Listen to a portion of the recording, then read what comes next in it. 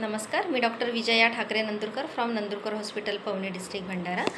अनेक पेशंट आमच्याकडे येतात ज्यांना हिल पेन असतं, म्हणजे आपल्या टाचेमध्ये खूप दुखणं असते। अनेक पेशंट हे कंप्लेंट घेऊन येतात की आम्ही खूप दिवस झाले खूप सारे औषधी घेतो, औषधी खाल्लं की तात्पुरतं ते कमी होतं टाचेचं दुखणं आमचं, आणि औषधीचं पावर उतरलं की परत ते जशाला तसंच होतं। किंवा काही पेशंट आम्हाला सांगतात की आम्ही टाचेमध्ये काही इंजेक्शनच घेतले, तर ते इंजेक्शन घेतलं की आम्हाला 3 महिने 4 महिने ठीक राहतं, परत ते त्रास जशाला तसा सुरू होतो। तर या टाचेच्या दुखण्याचे काय कारण आहे हे आपण समजायला पाहिजे। तर टाचेचा जो पेन असतो हिल पेन, याच्यामध्ये अनेक कारणं आहेत। टाच म्हणजे बघा, आपलं सगळं प्रेशर, सगळं ओझं हे टाचेवर असते। ज्यांचं रोजचं रनिंग आहे, कोणी रनिंग करत आहे, कोणी कशाचं कॉम्पिटेटिव्ह ज्या एक्झाम्स देतात, जसं पोलीस भरतीचा आहे किंवा इतर काही एक्झाम्ससाठी प्रिपरेशन करतात, ज्यांचं फिजिकल असते, त्या रनिंगच्या वेळेस तिथे कधी कधी दुखापत होऊ शकते। जे टेंडॉन असतं ॲकिलिस नावाचं, त्या टेंडॉनमध्ये जर तिथे इन्फेक्शन झालं, इन्फ्लामेशन झालं, कधी स्वेलिंग आली, सुजन आली, त्याच्यामुळे सुद्धा टाचेचं दुखणं असू शकतं।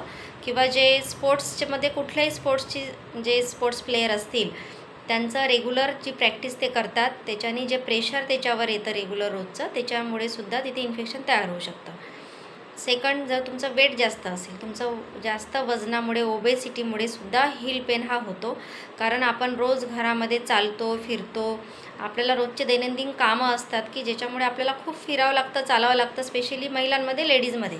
जर तुमचं वेट जास्त असेल तर नक्कीच तुम्हाला हा टाचेचा त्रास सुरू होऊ शकतो।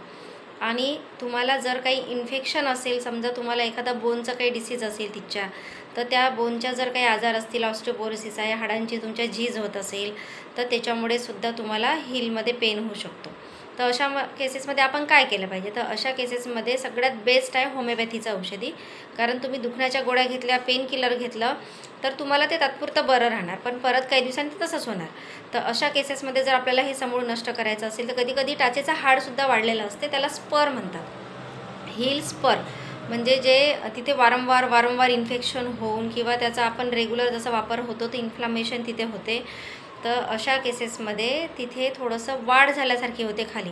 तर जसं पेशंट सांगतात की आम्ही समजा झोपून आहे आणि सकाळी उठलो, आम्ही पाय मांडला, तर सुरुवातीला आम्हाला खूप दुखतं, खूप पेन होतो, आणि एकदा चालायला लागलं का ते हळूहळू कमी होतं। किंवा तुम्ही एकसारखे बसून आहात आणि तुम्ही एकदम उठले, चालायला लागले, तर त्यावेळेस खूप जास्त तिथे पेन होतो, आणि थोडंसं कंटिन्यू चालत गेलं तर मग तो त्रास कमी होतो। म्हणजे जी फर्स्ट मूवमेंट आहे त्याच्यामध्ये तुम्हाला ॲग्रावेशन होतं, आणि कंटिन्युअस मूवमेंटनी तुम्हाला थोडंसं तो त्रास कमी होतो। तर अशा केसेसमध्ये होमिओपॅथीमध्ये अनेक मेडिसिन आहेत। होमिओपॅथीमध्ये रूटा आहे, calcarea carp, calcarea floor, rhus tox, bryonia आहे, पल्सेटिला आहे, तुमचं कॅल्केरिया फॉस आहे, अनेक मेडिसिन आहेत। फक्त तुम्हाला ते योग्य डोस कसा घ्यायचा ते योग्य डॉक्टरच्या सल्ल्यानेच आपण घेतलं पाहिजे। अनेक पेशंट ज्यांना आता ट्रीटमेंट बंद केलं तरी त्यांना काही त्रास नाही आहे। धन्यवाद, थँक्यू।